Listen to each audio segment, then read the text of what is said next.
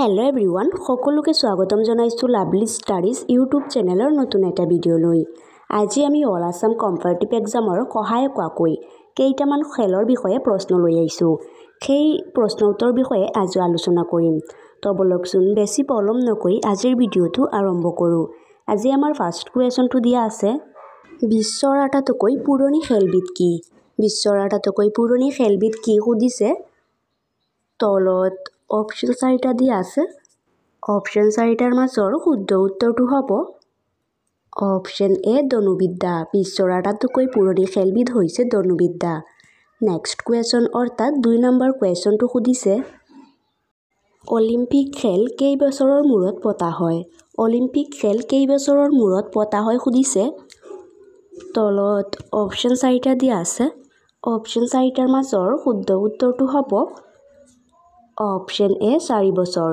Olympic খেল 4 বছৰৰ মূৰত পতা হয় নেক্সট কোৱেশ্যন অৰ্থাৎ 3 নম্বৰ কোৱেশ্যনটো সুধিছে আধুনিক অলিম্পিকৰ পিতৃ কোন আধুনিক অলিম্পিকৰ পিতৃ কোন সুধিছে তলত অপশন 4টা দিয়া আছে অপশন 4টাৰ মাজৰ শুদ্ধ উত্তৰটো হ'ব অপশন এ বেৰন পিয়েৰ দা কুবাৰ্টিন আধুনিক অলিম্পিকৰ পিতৃ হৈছে বেৰন পিয়েৰ দা কুবাৰ্টিন নেক্সট কোৱেশ্যন অৰ্থাৎ 4 নম্বৰ কোৱেশ্যনটো সুধিছে প্ৰথম এছিয়ান গেমছ ক'ত আৰম্ভ হৈছিল প্ৰথম এছিয়ান গেমছ ক'ত আৰম্ভ হৈছিল সুধিছে তলত অপশন 4টা দিয়া আছে অপশন 4টাৰ মাজৰ শুদ্ধ উত্তৰটো হ'ব অপশন এ নতুন দিল্লী প্ৰথম এছিয়ান গেমছ নতুন দিল্লীত আৰম্ভ হৈছিল নেক্সট কোৱেশ্যন অৰ্থাৎ 5 নম্বৰ কোৱেশ্যনটো সুধিছে কাৰ জন্মদিনত অসমত অভিৰুচি ক্ৰীড়া দিৱস পালন কৰা হয় কাৰ জন্মদিনত অসমত অভিৰুচি ক্ৰীড়া দিৱস পালন কৰা হয় সুধিছে তলত অপশন 4টা দিয়া আছে অপশন 4টাৰ মাজৰ শুদ্ধ উত্তৰটো হ'ব অপশন বি যোগেশ্বৰ বৰুৱাৰ জন্মদিনত অসমত অভিৰুচি ক্ৰীড়া দিৱস পালন কৰা হয় নেক্সট কোৱেশ্যন অৰ্থাৎ 6 নম্বৰ কোৱেশ্যনটো সুধিছে ভাৰতৰ জাতীয় খেল কি ভাৰতৰ জাতীয় খেল কি সুধিছে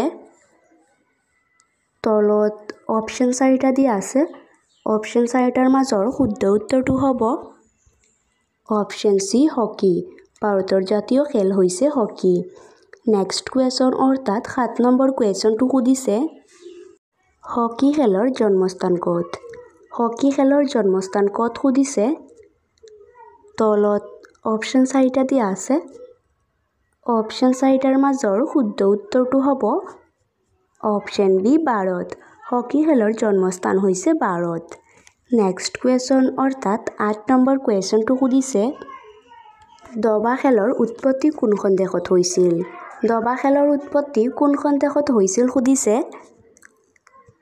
তলত অপশন 4টা দিয়া আছে অপশন 4টাৰ মাজৰ শুদ্ধ উত্তৰটো হ'ব অপশন বি ভাৰত দবা খেলৰ উৎপত্তি ভাৰত দেশত হৈছিল নেক্সট কোৱেশ্যন অৰ্থাৎ 9 নম্বৰ কোৱেশ্যনটো সুধিছে কোনগৰাকী ব্যক্তিক ক্ৰিকেট জগতত কিংবদন্তি পুৰুষ বুলি কোৱা হয় কোনগৰাকী ব্যক্তিক ক্ৰিকেট জগতত কিংবদন্তি পুৰুষ বুলি কোৱা হয় তলত অপশন 4টা দিয়া আছে অপশন 4টাৰ মাজৰ শুদ্ধ উত্তৰটো হ'ব অপশন সি চাৰ্লটন ব্ৰেডমেনক ক্ৰিকেট জগতক কিংবদন্তি পুৰুষ বুলি কোৱা হয় নেক্সট কোৱেশ্যন অৰ্থাৎ 10 নম্বৰ কোৱেশ্যনটো সুধিছে ক্ৰিকেট খেলৰ জন্মস্থান কোনখন দেশত হৈছিল ক্ৰিকেট খেলৰ জন্মস্থান কোনখন দেশত হৈছিল সুধিছে তলত অপশন 4টা দিয়া আছে অপশন 4টাৰ মাজৰ শুদ্ধ উত্তৰটো হ'ব অপশন বি ইংলেণ্ড ক্ৰিকেট খেলৰ জন্মস্থান ইংলেণ্ড দেশত হৈছিল নেক্সট কোৱেশ্যন অৰ্থাৎ 11 নম্বৰ কুৱেশ্যনটো সুধিছে প্ৰথম বিশ্বকাপ ক্ৰিকেট খেল ক'ত আৰু কেতিয়া হৈছিল তো প্ৰথম বিশ্বকাপ ক্ৰিকেট খেল ক'ত আৰু কেতিয়া হৈছিল সুধিছে তলত অপশন 4টা দিয়া আছে অপশন 4টাৰ মাজৰ শুদ্ধ উত্তৰটো হ'ব অপশন ডি ইংলেণ্ড 1975 প্ৰথম বিশ্বকাপ ক্ৰিকেট খেল ইংলেণ্ডত হৈছিল আৰু 1975 চনত হৈছিল নেক্সট কুৱেশ্যন অৰ্থাৎ 12 নম্বৰ কুৱেশ্যনটো সুধিছে বিশ্বকাপ ক্ৰিকেট খেল কিমান বছৰৰ মূৰত হয়? বিশ্বকাপ ক্ৰিকেট খেল কিমান বছৰৰ মূৰত হয় সুধিছে। তলত অপশ্যন 4টা দিয়া আছে। অপশ্যন 4টাৰ মাজৰ শুদ্ধ উত্তৰটো হ'ব অপশ্যন চি 4 বছৰ। বিশ্বকাপ ক্ৰিকেট খেল 4 বছৰৰ মূৰত হয়। নেক্সট কুৱেশ্যন অৰ্থাৎ 14 নম্বৰ কুৱেশ্যনটো সুধিছে। বিশ্বৰ কোনজন খেলুৱৈয়ে এদিনীয়া আৰু টেষ্ট খেলত সৰ্বাধিক ৰান আৰু শতক অৰ্জন কৰিছে? বিশ্বৰ কোনজন খেলুৱৈয়ে এদিনীয়া আৰু টেষ্ট খেলত সৰ্বাধিক ৰান আৰু শতক অৰ্জন কৰিছে সুধিছে। তলত অপশ্যন 4টা দিয়া আছে।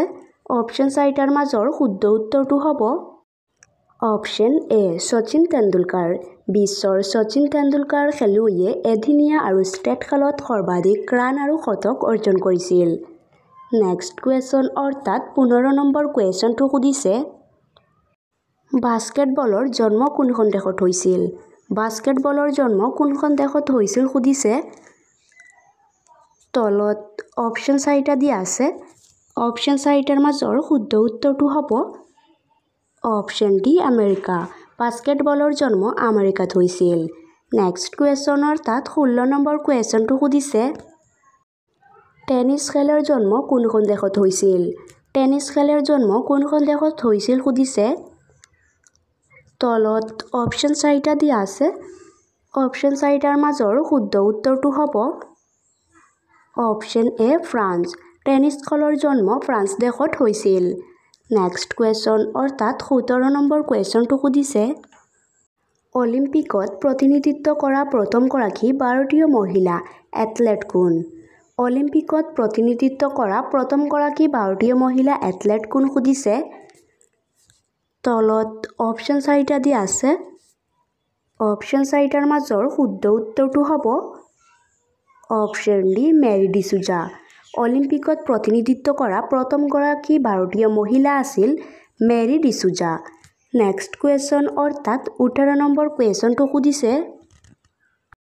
অলিম্পিকৰ হকী খেলত ভাৰতে বৰ্তমানলৈকে কিমানবাৰ স্বৰ্ণ পদক লাভ কৰিছে? অলিম্পিকৰ হকী খেলত ভাৰতে বৰ্তমানলৈকে কিমানবাৰ স্বৰ্ণ পদক লাভ কৰিছে সুধিছে। তলত অপশ্যন 4টা দিয়া আছে। অপশ্যন 4টাৰ মাজৰ শুদ্ধ উত্তৰটো হ'ব অপশ্যন এ 8 বাৰ। অলিম্পিকৰ হকী খেলত ভাৰতে বৰ্তমানলৈকে 8 বাৰ স্বৰ্ণ পদক লাভ কৰিছে। নেক্সট কুৱেশ্যন অৰ্থাৎ 19 নম্বৰ কুৱেশ্যনটো সুধিছে।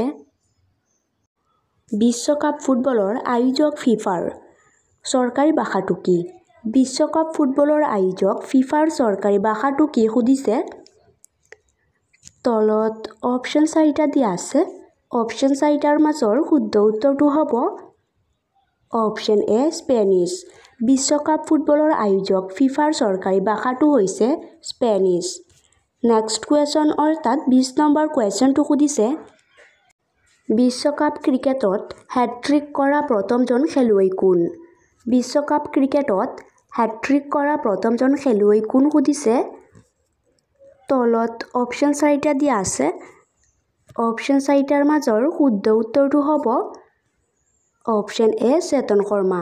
বিশ্বকাপ ক্ৰিকেটত হেট্ৰিক কৰা প্ৰথমজন খেলুৱৈ আছিল চেতন শৰ্মা।